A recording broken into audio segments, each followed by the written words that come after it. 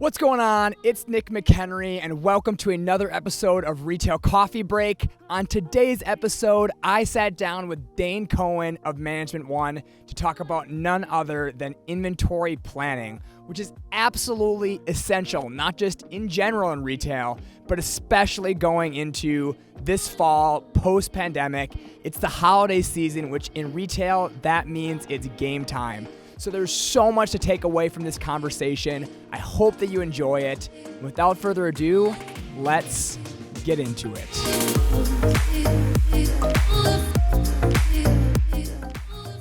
What's up, everybody? I am here with the man himself, Dane Cohen, retail industry expert. He's worked for Project Trade Shows, Helmut Lang, and now he's at Management One.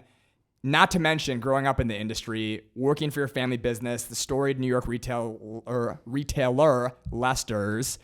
What's up, Dane? Thanks for coming on. How you doing, Nick? What did I miss there? What did I miss about the story of Dane, you coming up through the industry? I think you oversold it a bit, but other than that, you pretty much got it. But yeah, I'm a retail baby. All right, so let's start at the basics. So you're at Management One now. What exactly is Management One? What do you guys do? I mean, we work together very closely, but tell the audience kind of what you guys do at Management One. Right. So yeah, as you said, we definitely have the pleasure of working with one shop and you directly. But for people that don't know what Management One does, we work with independent retailers across North America and globally, in fact, to help with merchandise planning, inventory planning, and really the intelligence of your data, right?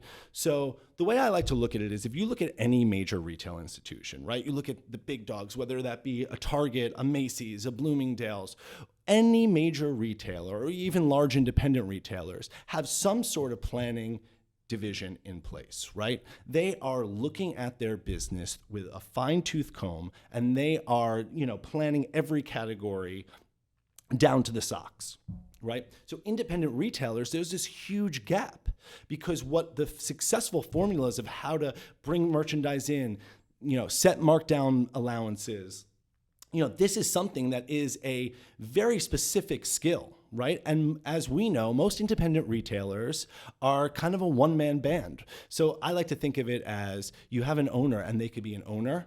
They're the top seller. They're going out into the market and they're buying. And when the toilet breaks, they're getting in there and they're cleaning it themselves, right? We've all been there. Absolutely. Absolutely. So what we do at Management One is we really help retailers through a mix of planning with, we have really sophisticated software called Retail Orbit that we're helping plan. We have a team of planners who are overlooking every plan that goes out. And we have retail coaches who work with our independent retailers in order to bring their attention to the right information in their data. And, we were talking about this the other day, that data is a really tricky thing, right? Because there's two sides of data, right? The first hurdle is you have to pull your data and you have to look at your data. So, I always like to say you have these really complex POS systems that have this really rich reporting. And there are definitely retailers out there, and this is no judgment, but there are definitely retailers out there that are not utilizing those fantastic reports. Right. So that's the first hurdle. And then the second hurdle is if you are pulling those reports and you're looking at them on a regular basis, what conclusions are you making? And are you making the right conclusions? Yeah, we know this, right? If you might have done everything right until the last moment. And if you make the wrong conclusion, it was all for nothing. If you choose the wrong, a strategy off of that or the wrong buying plan, it's completely broken. So essentially what you guys do is you say, listen, all the big guys, they have this. They have teams of people doing this. And we got you. Like, yes, you can do this all on your own. You can pull your reports, you can do the analysis, but don't even worry about it. We've got you. We've got the software, we've got the team, we've got the expertise. We'll do all that for you. We'll be your inventory planning partner. In a nutshell, you got it. And listen, there's always pen and paper inventory planning, but that's a difficult thing, and it all folds back into this idea of, you are so overwhelmed as an independent retail owner. Right? And at least I've been there. I know a lot of people can relate, and that's something that we hear. And the number one thing I hear when I talk to clients, when I talk to prospective clients, is I feel like I'm just winging it. Right. right? And that winging it, that intuition, that gut, that retail kind of connectivity, that could get you a long way, right? Yeah. Right. If you kind of know your customer and you know what your customer is looking for and you're going out into the market and you have a connection to the product, it could probably get you a good amount of traction on your business. Yep. But there comes a point where the science of retail is the science of retail. Yep.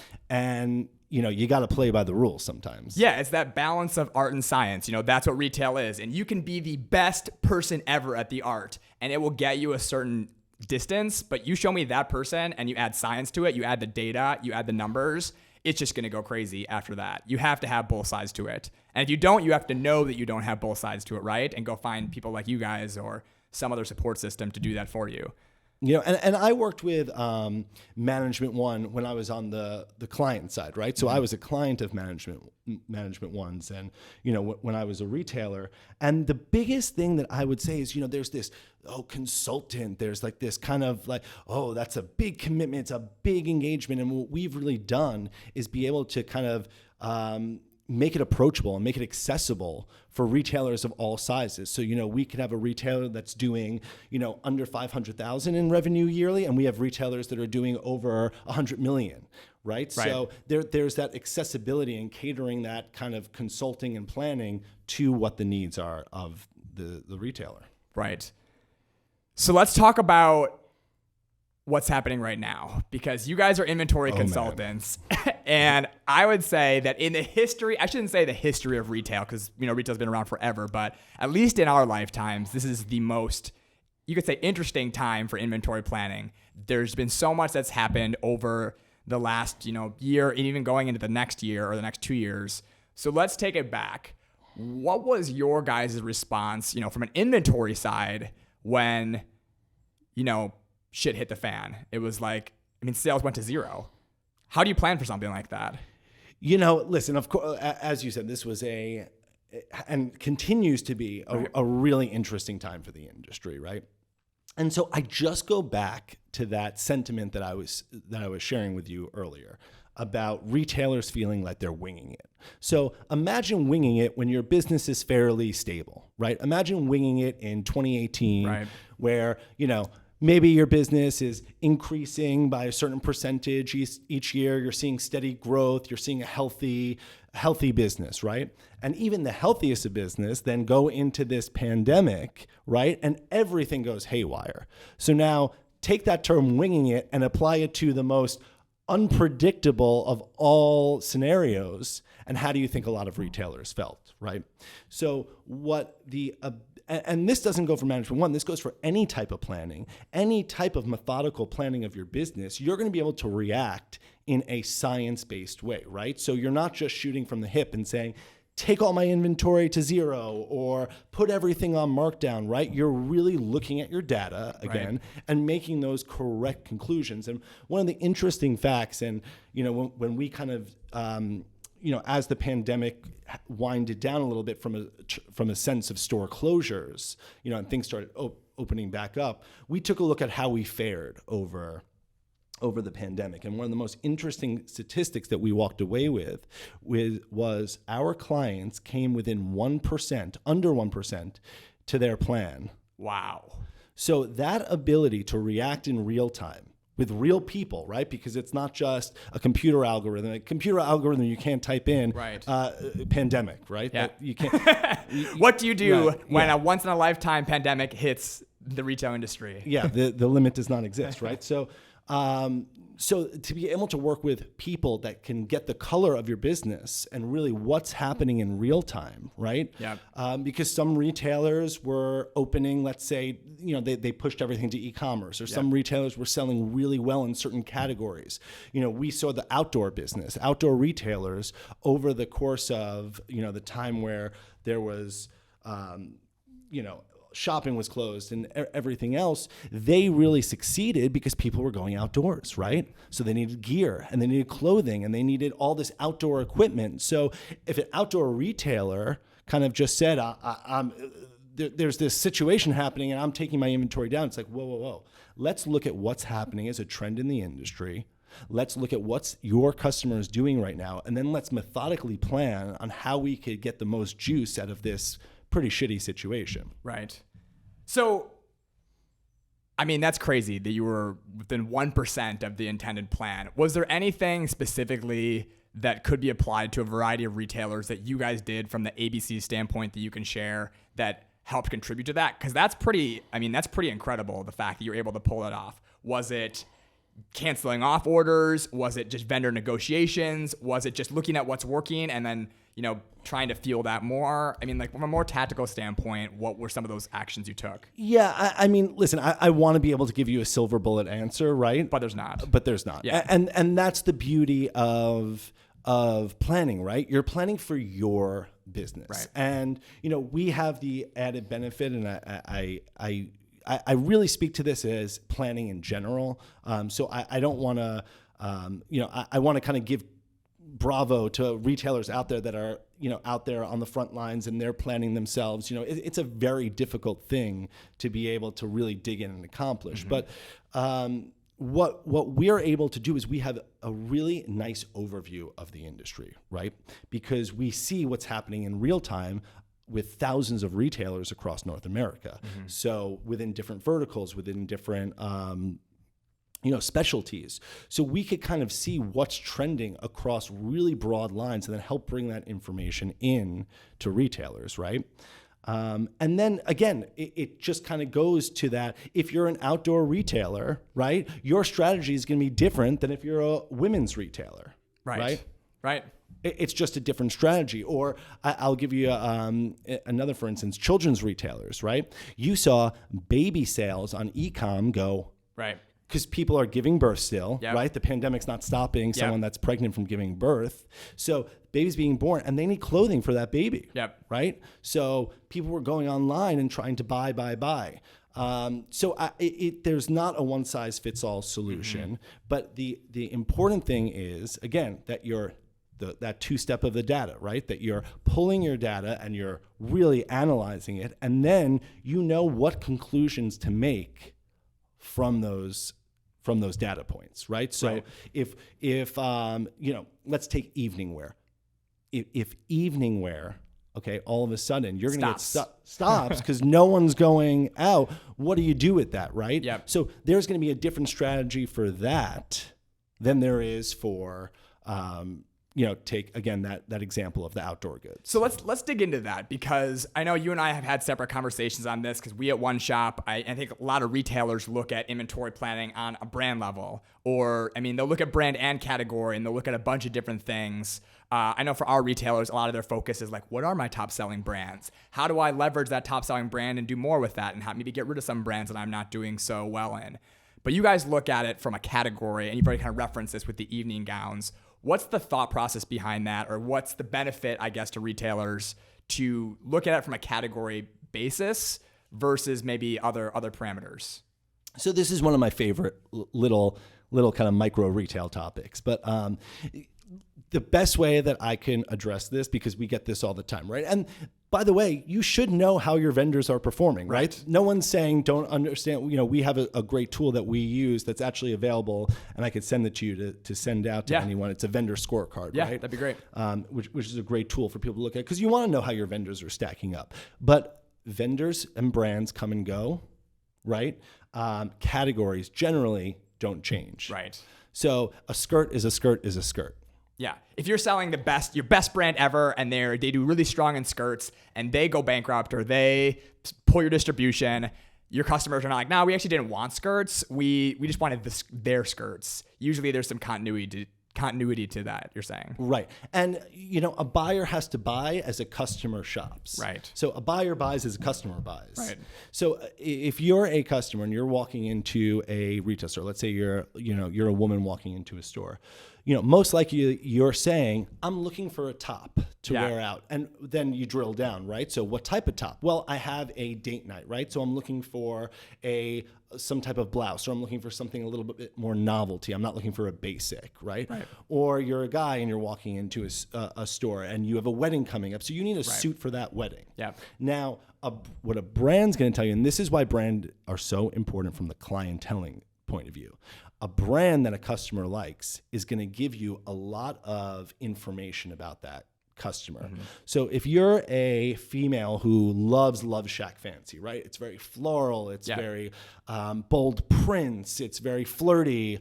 If you love Love Shack Fancy and you have that information in there on a client, then that's a fantastic way to say, hey, if you love X brand, you really got to see Y brand. Exactly. And I think not enough retail. I mean, obviously the best retailers are doing this every day, but I think for some reason, a lot of retailers are almost scared of that move from their favorite brand because it's their favorite brand. But you're right. Even in a brand scenario, I would say what we see is a brand is the best way to get the customer coming back. You know, you show up because you show up to the Drake concert because you want to see Drake, but then you fall in love with the opener while you were there. But you went there to see the Drake concert. You're not there because of the opener that you've never heard of. Totally. But retailers, like, they have that trust with their customer. They're the expert. They're the curators. So if you say, yeah, like, why don't you try this brand, Alexis? There's the people that buy Alexis love Love Shack Fancy. And then most customers trust the retailer in that sense. And now if they buy both, you now have two brands that they love and the double ways to get them to shop again on that sense. Right. Because if you think about it, a customer isn't walking into a store because the store banner says we sell skirts, right? Right. Well, do you sell a $10 skirt? Do you sell a $7,000 skirt? There's a huge variety within skirts. So what the customer will identify with is the brands that you carry. But once they get in there, and there's kind of one exception, denim is a really brand. Right. People are very loyal in the denim industry. So. You know, and that's something that there's definitely trends within denim, but denim people stay pretty brand loyal within denim. You know, there's hot brands, there's brands that flare up, right? So you got to keep on top of it. It's not immune to kind of the ebb and flow of trends. But so again, that customer is identifying with the brands, but once they know, okay, if you sell Alexis and Love Shack Fancy, that's kind of in my wheelhouse. Now I'm coming into your store because I identify with you. Right. But I'm looking for a skirt. Yep. Yeah. Right? It's like the follow on once that first part's kind of passed and you've gotten past the relationship of that. And so to plan for this, and this is where it gets back to the art of retail versus the science of retail, right? Yep. So if we tell you that you have to come into the spring 2022 season with $25,000 of inventory and skirts on your floor, okay, that's the science. Right. And this is what a lot of people say to me. Well, if I plan my business, where's the room for the creativity? Right. Okay. Like I'm buying $22,000 of skirts. Now I got to go in and hit that number or whatnot. Right. But you create the story within that budget. Right. So if you're walking in and there's a new brand that you see and you just love it, right? And you say, I have to have this. This is a knockout. Go buy it, right? You know your customer. That's the art of it.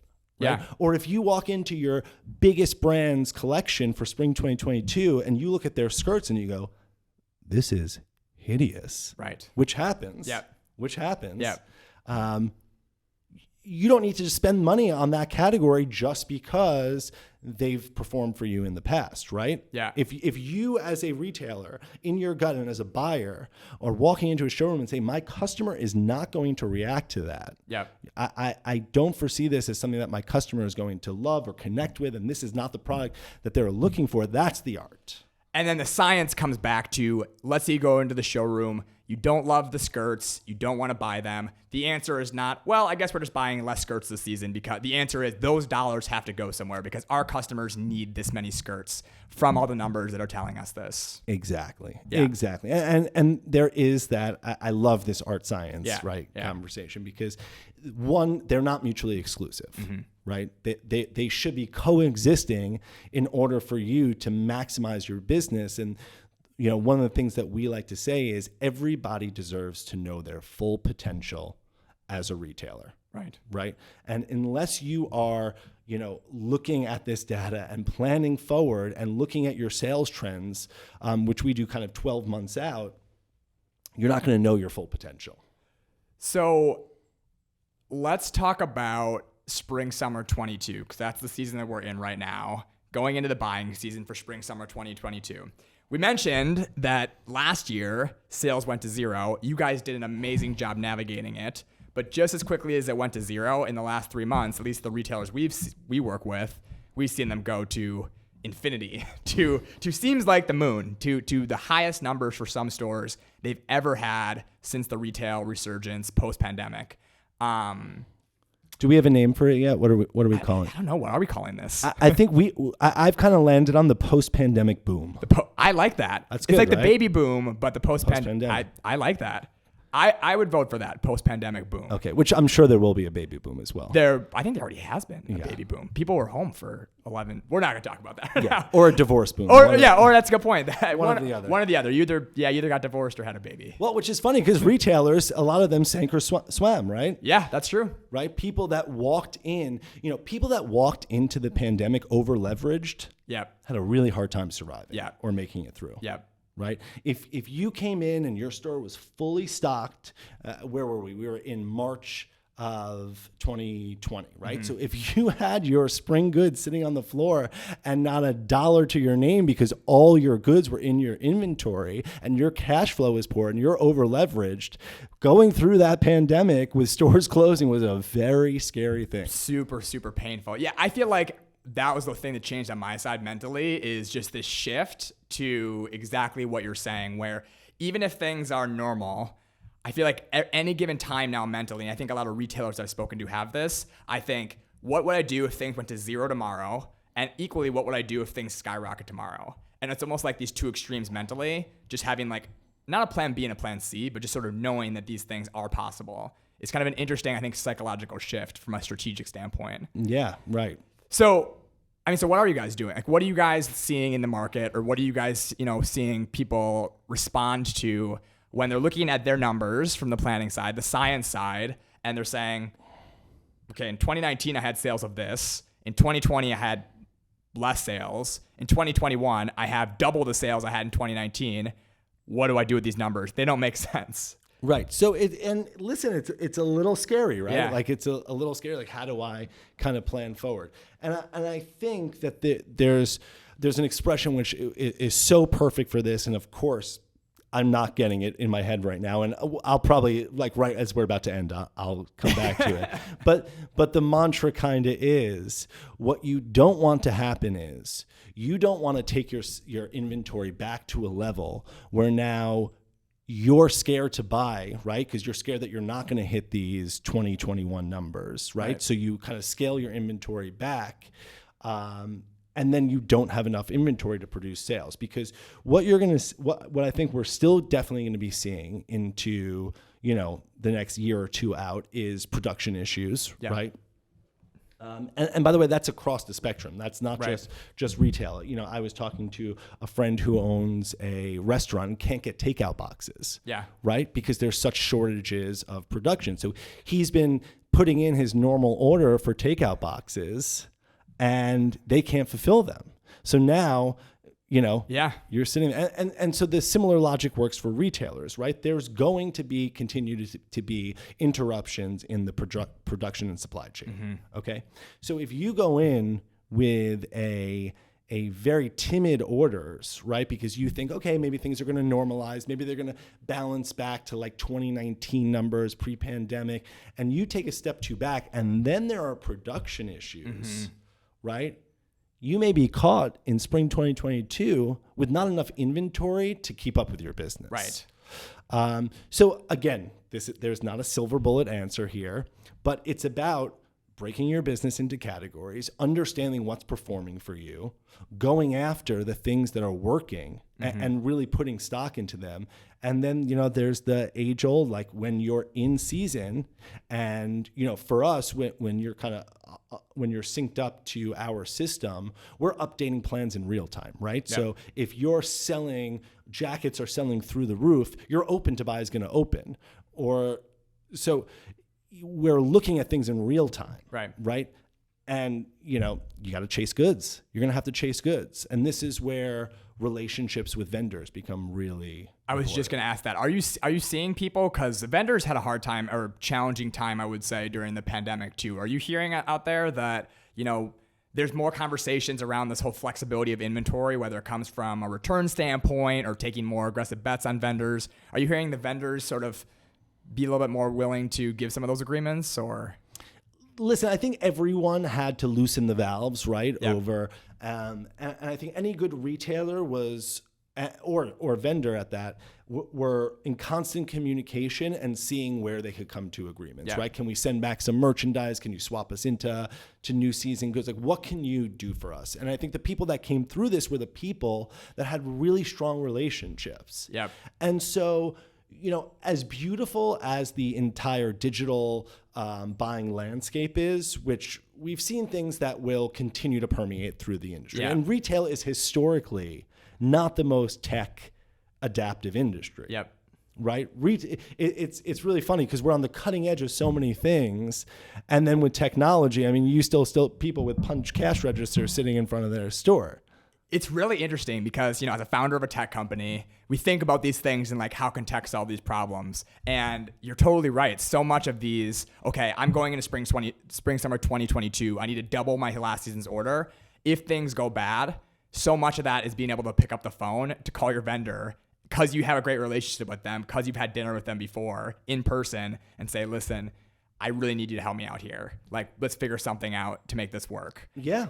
It's almost like this is why you be nice to people, right? Like, going back to like when we were 5 years old, it's like, don't be an asshole, because if you are as a vendor, if you are as a retailer, no matter how high and mighty you are right now, at some point when you need to make those phone calls, it will go worse if you weren't just friendly with everybody and had a good relationship with them. And I used to, I mean, listen, at the end of the day, everyone's trying to do what's best for their business, right? But, there are instances where that relationship takes precedence. And I had a client, a store when I was at Helmet, and I was running the men's sales at Helmet.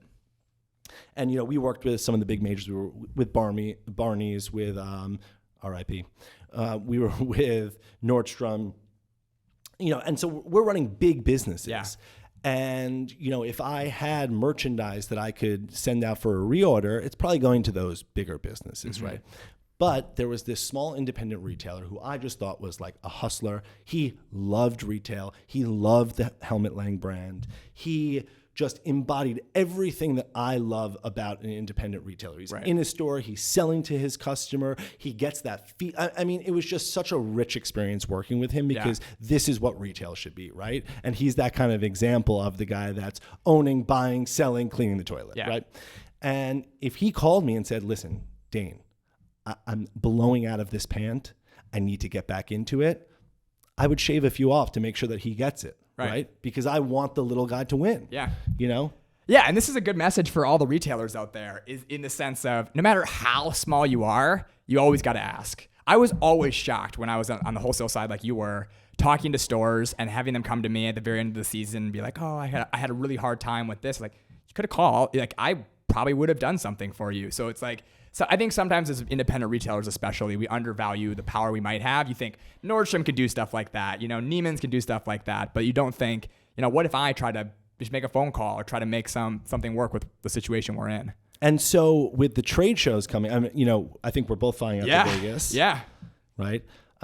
So that's an added incentive to go to Vegas. You get to hang out with Nick and myself. What do you think about the trade shows in general? Because I think there were some people, in the last 12 months that thought, okay, this is the end of trade shows. Do we even need to go to trade shows anymore? Should I just get the line sheets and buy from the line sheets?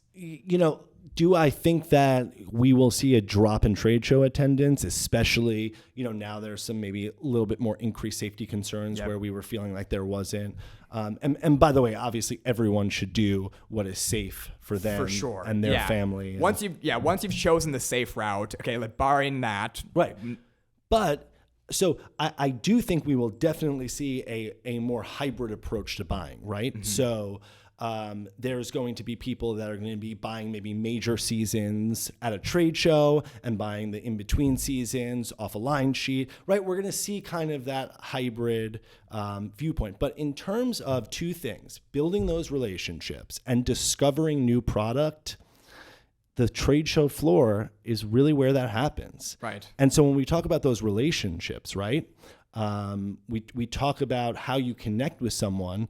Sometimes those moments come from sitting at a trade show booth or having breakfast with one of your vendors. That's where those moments happen. And discovering new brands, I think we kind of were in a time where new brand discovery was tough, right? Yeah. Right. we wanted to stay with what was tried and true. We're in an uncertain time. But as things open back up, and we're open, as things are picking up and we're in this boom, people are going to have a hunger for newness and freshness and cool new product, and for a retailer to remain the authority on a curated selection. So, there's only so many times you could play your greatest hits until someone wants to hear a new song. Right. And not to mention, sometimes your brands that you've started with for 10 years ago get really big, and that is a challenge in of itself, right? You're now competing in a way against the brand. Your most popular selling brands get so big, they want to sell more online. Their company's number one initiative is how do we sell more product online? And if you wait too long, you're forced to not replace it necessarily, but you're forced to find the next thing. If you wait too long for that to find the next replacement of your number one jean brand, your number one dress brand, you're going to be in a tough spot, because if all of a sudden that changes, you're going to be, grasping for straws, just trying to find that next brand at the wrong time. Right. And I'll give you a perfect example of that. When I was at Lester's, we were selling a women's brand that, we had kind of picked up in an earlier phase of their business, yep. Right? And it was a super hot brand. We got it when it was young and really built a great business with it. And then there comes a time where they're pushing it through their own sales channel, like you said. They're pushing it through, their e-commerce, and then the majors are carrying it, right? Nice. So especially if you're near any type of bigger store, we would often hear, I love this piece right here that you have in your store, but I'm going to look in Bloomingdale's to see if they have friends and family right now. Right? So you constantly have to, it's just the cycle of life, right? It's a cycle of a brand, right? I think people are like, why are the brands doing this? And this is just the life cycle of a brand. It's like being a child and becoming an adult. You launch your brand. Then you get into some very select specialty stores that decide to take a bet on you. From there, you get into more specialty stores. Then eventually the department stores find out. They come calling to you. Then because of the department stores, you have enough mainstream demand that you can have a great e-com business. You can taking it under house and getting more leverage on your margin and pulling out of the department stores, and then repeat. So if you're not finding what's next. Yeah.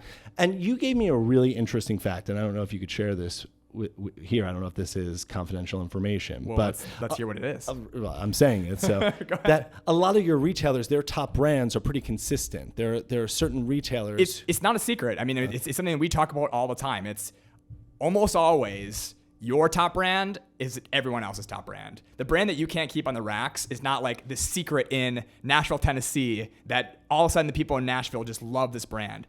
The top selling brand in all of our retailers, and we work with a lot of retailers, pretty much in similar matrices, will be the top 5 selling brands in every single one of those stores, or pretty close to it. You swap them out a little bit, but it's crazy. Like if you're a top selling brand, you're a top selling brand everywhere. Right. And so there is something, to get a jump and to be a great retailer, you have to be finding new brands and new life to bring into your store. And it's not just that. It's another interesting thing that I feel, and I'm curious your opinion on this, is just the whole e-commerce thing. Because as e-commerce becomes more important and people have to list those things, if you're listing a product that the department stores carry or the brand carries, you're now going to compete with them in Google search.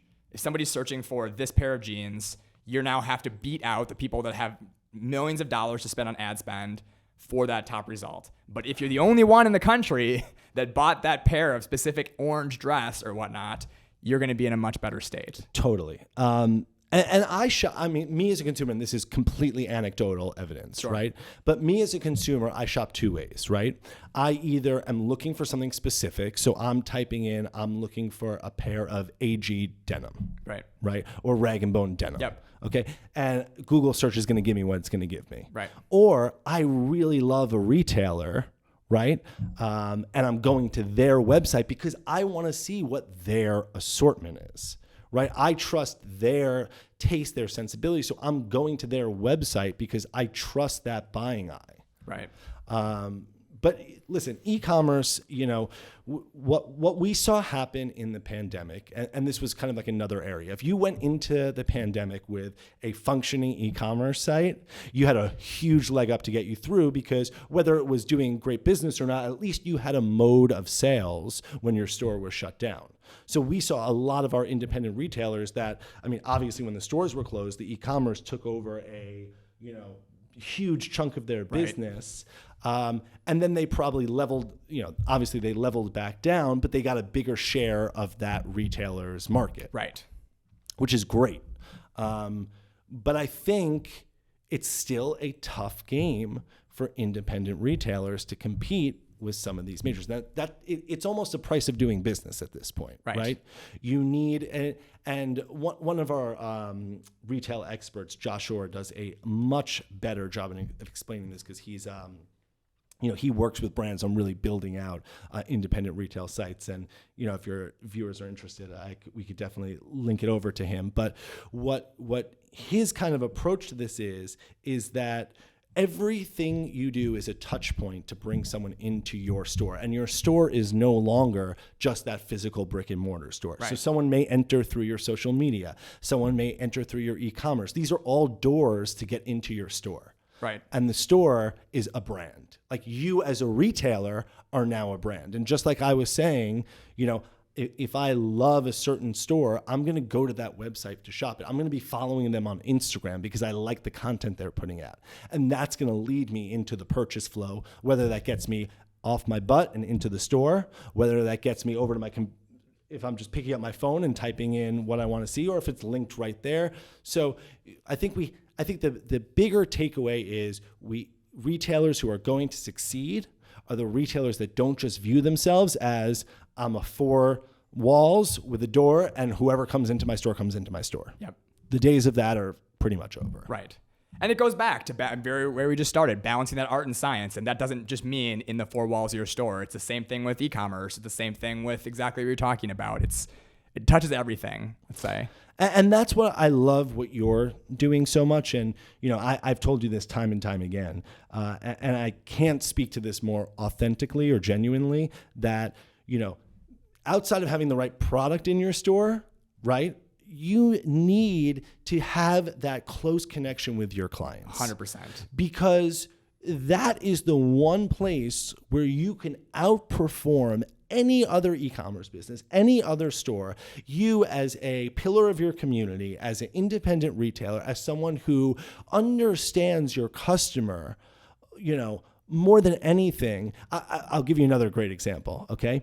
When I was at Lester's, we used to beef up our inventory on white shirts surrounding spring concerts. Now, this was a very local community thing, but the school districts in Long Island used to have concert night, and everyone would have to wear a white shirt. So come spring, like clockwork, everyone would come in. My daughter or son needs a white shirt. So we would have to have polos for the girls and polos for the boys and a button down for the boys, or like a nice white blouse for the girls. But that is a very specific planning that needs to happen from a community-based information, right? Yep. So Bloomingdale's is not setting their planning department up to, factor that in. Yeah. It's like whatever white shirts we have is the white shirts we have. But us as a small independent retailer who is really tied with their community, and then using a good clienteling service, you get the right inventory in, and you could call people and say, hey, guess what? We know it's concert season coming up.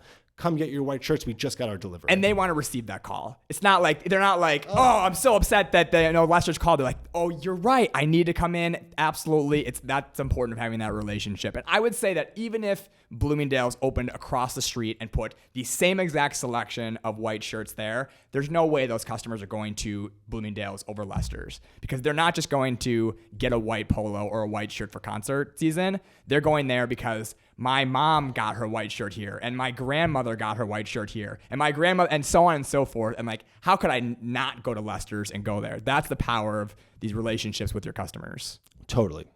So I think that there is a really unique space right now for the independent retail. I think there's a really unique space for the entrepreneurs, for people who are passionate about retail and really want to build a retail brand. And that doesn't mean it has to be, the hottest thing across the country. It could just be, that incredible shop within a community that everyone loves, and it kind of spreads from there. Yeah, absolutely. So just wrapping up here, I mean, you brought so many good points to the table. I think everyone's going to take a lot away from this. What's one piece of advice, if that's just top of mind right now with what's happening today? It's end of July 2021. What's one piece of advice you can give to retailers to implement in their business right now, be thinking about, be considering, or taking a serious step back and thinking about, going into the fall season? Can I give 3? You can give 3. You can give 4 if you want. I'll be specific though. Okay. So, one, I think people have to open their minds to marketing right now. We have a great partner that we work with, who's helping brands with retailers with ad spends, because that's a very tricky kind of super hard. So I think you have to have retailers who are understanding their customer and really getting the word out and using social media to their advantage, right? So that's one big area that I think really people need to kind of kick back in gear, because now the competition's out, right? 2, we kind of get back to that data, right? However you are going about it, you have to be looking at your business from an analytical perspective, right? You have to be, if you have a POS system, find the reports that you find most useful, and you have to be looking at your numbers on a consistent basis. One of the things that a retailer of mine does that I think is pretty brilliant is they do a weekly meeting where they look at the same metrics and they look what's trending and what's behind, right? So everyone's on the same page, they're looking at the same data, and they're able to then weekly take action item, right? Because if you're doing it once every 3 months, it's like, oh, when I remember, I'm just going to pull a bunch of data. It's like you lose the storyline. Yep. Right. So, one of the things that's beautiful in our Management One's software platform called Retail Orbit is we have a dashboard that opens every day on the 5 metrics that we think are the biggest metrics that you need to be looking at daily. Right. So what is your sales to last year and what's your sales to plan? Are your inventory levels above or below? Are you over in markdowns, or do you have some markdowns that you should be taking right now? How fresh is your inventory? Okay. And then what how much inventory flowed in the month of July, right? So these are the 5 metrics that we deem the most important, that you open that dashboard and they're there for you, right? Because data, and looking at that data and being consistent with how you're looking at it and then taking smart action from it is so important. And I know it's tough, right? We're all in the thick of it. We're all running and doing. But if you don't set aside some time to really look at your numbers and plan ahead and get some perspective on what your sales are telling you and what your POS system is telling you. A POS system tells you what happened in your business, and planning will help tell you what needs to happen going forward in your business. Right. And then I forgot the third. So, so there's actually just 2: marketing and look at your data. Right. Looking at your data with consistency and with the future in mind. Right. So those would be my 2. And I just would like to end at, unless there's another question. No, but finish it up. A lot of retailers took an emotional beating over, a lot of people, human beings. Well, yes, the human race. But specifically retailers. But it was a tough time.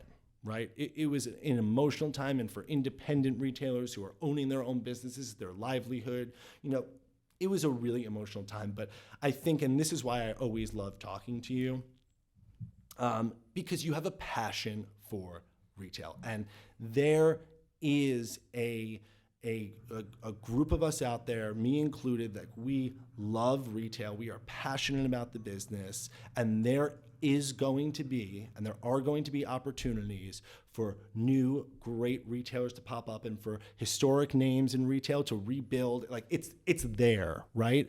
The boom is here, but like it's there, and like we need to get excited about it. Yeah, and this is the best time. I mean, I would think, I mean, it seems like there's been a lot of bad stuff and there has been a lot of challenging things, but now is the time. In my opinion, in the next 5 to 10 years, I agree with you completely, where we're going to see the next life of retail, especially independent retail. We're going to see great successes across, so many different things. And I'm personally super excited to see what's going to happen. And I think it's because of conversations like this. It's people, like you said, that are super passionate about the owners of these stores, the people on the, front lines, the salespeople themselves, and pushing it to the next level. I remember the third. What's the third? And we could go more into it if anyone's interested. All right. Hit me up. You give them my email. Yeah, it'll be in the details. Start putting your cash flow over your profits. Cash flow over your profits. Right. So we had spoke about earlier how a lot of people went into the pandemic over leveraged, Yep. right? So whatever your profits tell you on paper, right? Your accountant can look at your store and say, you have a great business. Here's your profit margin. You're walking away with this amount at the end of the year. But that is not taking into account, okay? That profit, end of year profit, is not taking into account, that's your goods that sold. Right. It's not taking into account the goods that are purchased, that inventory that's just sitting on your floor. So you're saying be okay just moving it. Like if you need to promote, if at the end of the season you need to mark it down in a week or a weekend promo sale, just get rid of it. Like I wouldn't say a week or promo sale, but sure, but like some kind of be okay with the cash flow mindset over pure profit and margin. And that alone, as opposed to looking at your true cash flow you need to run your business. You hit it. And making sure that cash flow is flowing seamlessly through your business is going to remove so many headaches, both from a personal perspective, from a business perspective. Right. And I think that's where a lot of retailers got into a sticky situation because they were over leveraged, right? So cash flow over profits, and there are a few other metrics in there. So, head to management1.com and you'll see some info on that. And then where can they find you? I'll put it in the show notes as well. Is the best place email? Is the best place LinkedIn, TikTok? I'm not on TikTok, Nick. I'm just a voyeur on TikTok. I watch your videos. I'm a big fan. But yeah, you could get me on email, which I hope you'll provide. Yep. And again, you could go to our website and there's a contact us page, and let's set up a call, and I'd love to talk through your business. Awesome. Dane Cohen, everybody. Thanks for coming on. This was incredible. Thanks for having me, Nick. All right. Thank you so much for watching another episode of Retail Coffee Break. Hit the subscribe button below. We're putting out so much content around building your retail business, growing your stores, engaging your customers, and so much more. Would love to see you in the comments. Tell us what you think, who you want to see on the podcast. And other than that, we'll catch you next time.